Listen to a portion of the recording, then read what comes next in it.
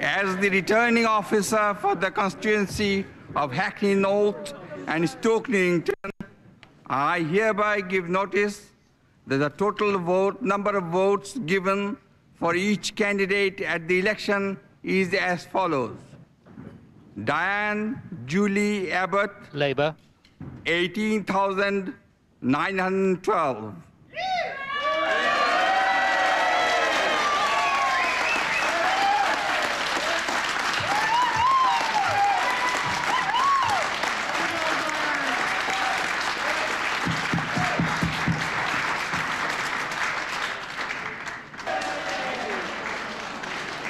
And I declare that the said Diane Julie Abbott has been duly...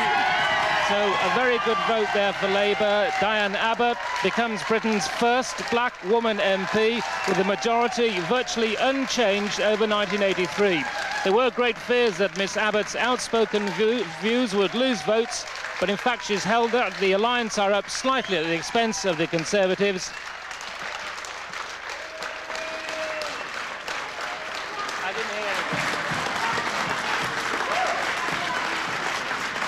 Has been duly elected to serve as the Member of Parliament for Hackney North and Stoke Newington constituency.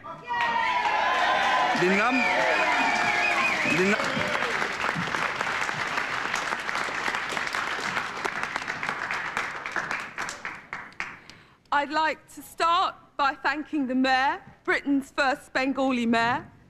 I'd like to thank the returning officer and the counting agents and all the people that worked all day on the polling stations.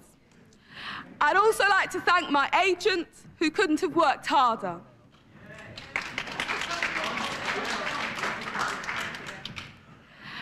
And I want to say that the result tonight is first and foremost a triumph for Hackney North and Stoke Newington Labour Party, who worked incredibly hard and fought a positive campaign. They fought a campaign on the issues, and they fought a campaign designed to unite rather than divide.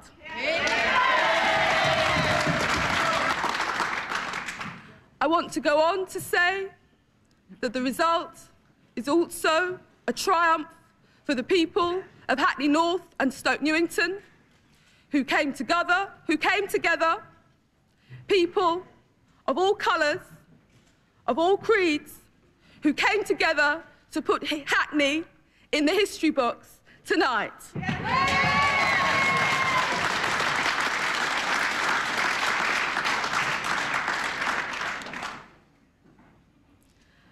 I have come a long way to stand here before you tonight. And I am aware that a lot of hopes, not just in Hackney, but across the country, ride on our victory tonight. I hope and believe that I can fulfill those hopes. But I also know that nothing can take tonight away from the people of Hackney. This campaign and this result has been a victory for faith, a victory for principle, and a victory for socialism.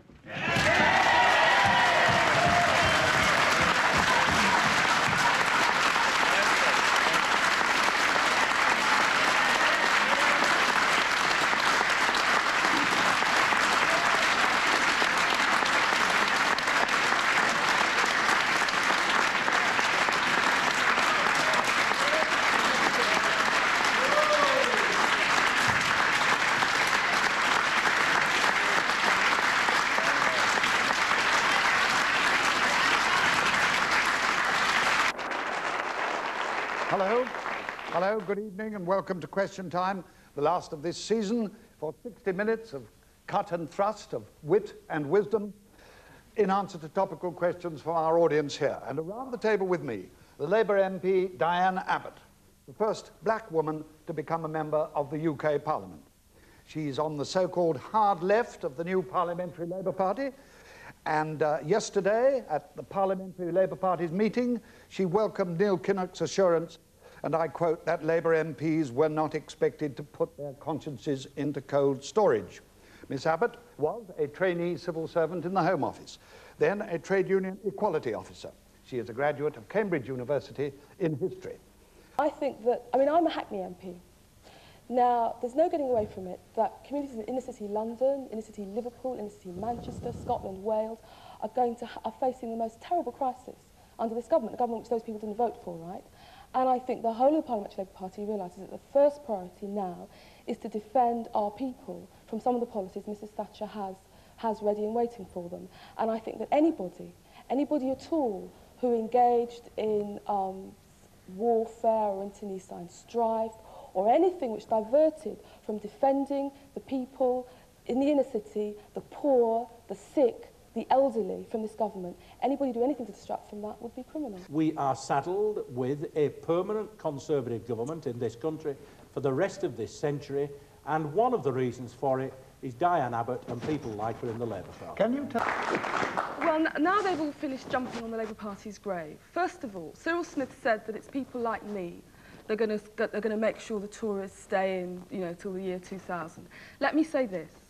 If Mr Smith believes that having black people in Parliament for the first time is in some sense a backward step, thousands of people that voted for me in Hackney North would disagree with him. Nothing to do with colouring. Robin. Well, if you look at the line which some of the papers were running, you would assume that any black candidate was loony left, but purely by reason of the fact they were black. But to go on, what Mr Heseltine must remember before he starts prophesying the death of the Labour Party, that yes, Mrs Thatcher won, but she won on the smallest share of the popular vote since the 30s, and that isn't a healthy sign for a democracy either.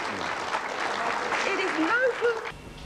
I am Pat Coggins from Hackney Pensioner Projects, and I'm here today with Norman Dennis from the Hackney Pensioners Convention to interview our MP Diane Abbott, to ask her to make some comments on the points that she has in front of her which are of interest to elderly people in the borough. So Diane, do you think you could perhaps answer some of the questions or discuss some of the points that are on the charter? But I believe if you put it all together, the British Pensioners Charter is a blueprint for a happy future for Britain's pensioners.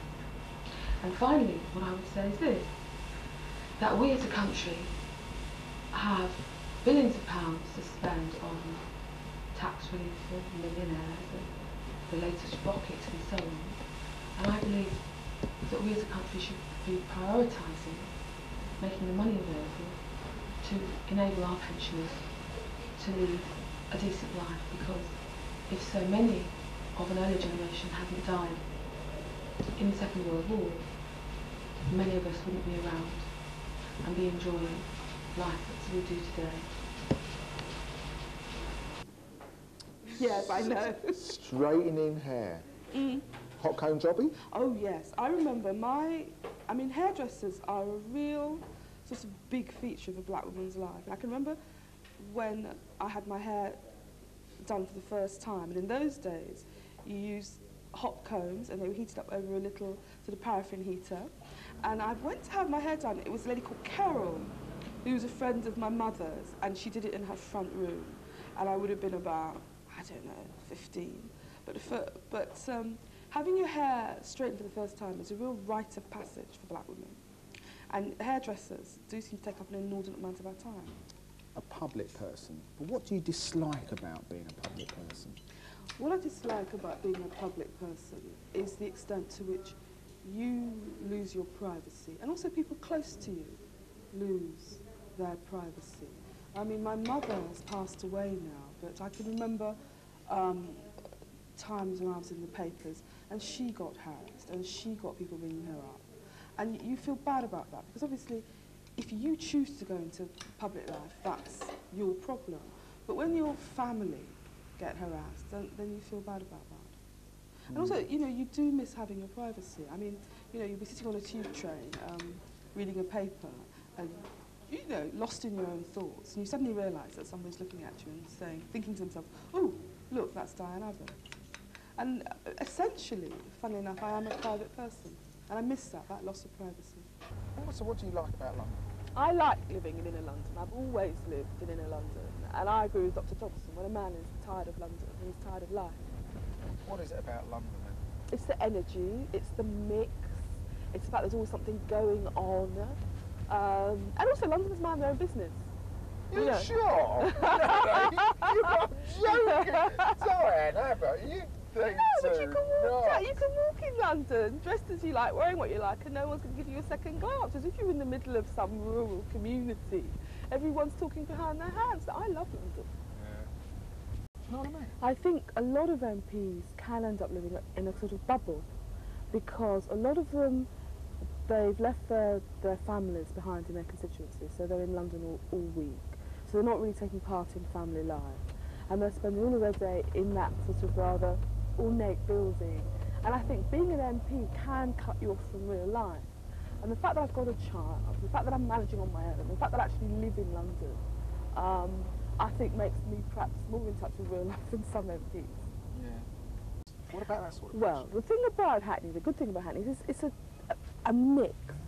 We've got people from Jamaica, we've got a lot of people from West Africa, we've got a very big Hasidic Jewish community, Vietnamese, you've got everybody in Hackney, and it's a mix, which makes it interesting, but makes it a challenge. I mean, what I say is I aim to give the best service that I can give to each and every one of my constituents, whether they're black, whether they're white, whether they voted for me or whether they didn't. And if you come to me as an individual, I will give you all the help I can, regardless of your colour. And you have to, because you're elected to serve everybody. I mean, now that there are black and Asian MPs in the House of Commons, do you think it's done anything for race relations at all? I think it's part of a process by which the second and third generation of black people are more integrated in the society. My parents always talked about Jamaica as home and always talked about going home. But I think the second and third generation know that, you know, here to stay. So, has it done anything for you know, has it done anything for race relations, having black members of Parliament in the House of Commons? I think having black MPs in the House of Commons is part of a process by which black and Asian people are now part of British society in a way they weren't when my parents came here in the early 50s. And so I think it has been a positive step. But of course, 4 or 5 black and Asian people on their own can't change the world. But I think it's been a sort of indicator of changes going on. I think when we all first came in, myself, Bernie and so on, I think our fellow MPs, both Labour and Conservative, were really very nervous. They thought we were going to trash the place, you know what I mean?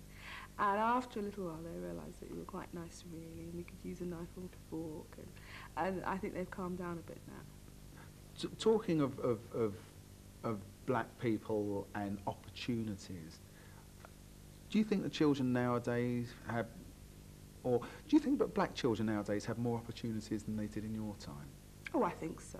I remember when I was elected, a friend of mine said to me that one of the good things was that she could now tell her 4-year-old daughter, you know, well, when you grow up, you can be a nurse, you can be a doctor, or you can be an MP, because it was like you could actually see a black woman doing it. But I think they do. And one of the things that I do in here is I run a group for black businesswomen, and you'd be amazed at the young black women out there in business, doing all sorts of things despite all the difficulties. There's a lot positive going on in our black and ethnic communities. What's the positive things about being a woman in politics? I think the positive things about being a woman is that I think women, on the whole, tend to cope with life better than men. I've never wanted to be a man. I think that being a woman, your life can have so many more facets. And I think women are copers. I like being a woman. I've gained a lot in terms of support and love and affection from female friends and female relatives. So I like being a woman. I've never wanted to be a man. I like men too, but